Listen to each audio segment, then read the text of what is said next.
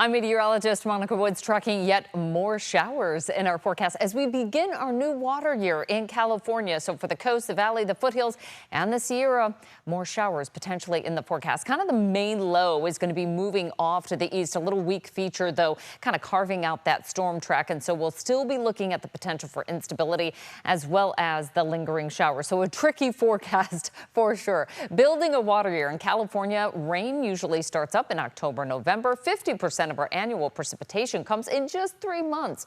December, January, and February. Our peak snowpack, meantime, hits in early April, and then we'll see that peak snowmelt when water becomes its highest demand. The monsoon season can also play an impact in July and August, and then we've got to deal with the heat, especially towards the end of summer and beginning of fall. And then we'll begin the whole thing over again. So how did this one play out? Well, we had that long duration atmospheric river in Northern California towards the end of November, then multiple weak atmospheric rivers. Of course, we remember the Los Angeles fires in Southern California. Multiple weak atmospheric rivers then hit during the end of winter, beginning of spring, but we managed to make it to 97% of our average snowpack. Certainly a big help here. Some minor showers in the summer season and a couple of decaying tropical systems as well. The California water conveyance system, a complex one. We've got dams, reservoirs, pumping stations, as well as the aqueduct, taking the wetter precipitation up north and moving it down south to the drier part of the state. So all of this is really important information, especially as we head into the drier part of the year and get ready for the wetter part of the year. As I mentioned, things were looking pretty good throughout the state. Snowpack giving us about 96 to 97% of average. As of April 1st, it was 96, but we got a little weather system moving through that bumped it up just one more percentage towards the end of April. So our major reservoir supplies still above average for almost every location.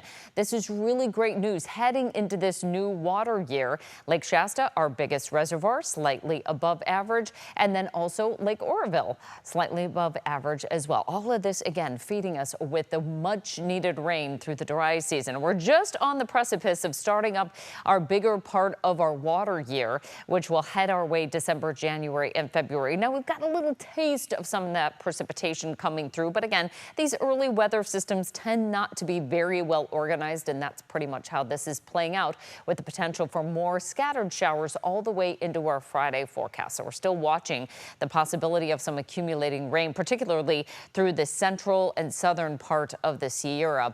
About ½ an inch or so of precipitation potentially by the time we're wrapping up the work week and into the weekend.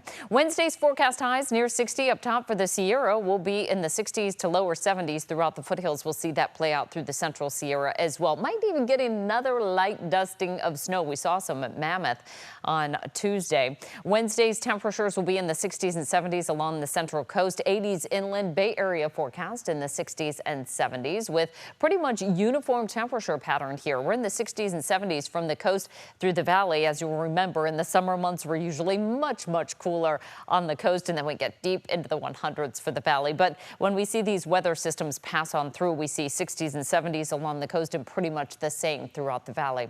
So again, our extended forecast, we're going to keep it on the cooler side for Wednesday. Chance of showers lingering, highs in the low 70s for the valley. And then for Thursday and Friday, we'll see a couple of lingering showers in there with some cooler than average temperatures. But a great looking fall weekend on tap, sunshine and highs in the 80s for the valley.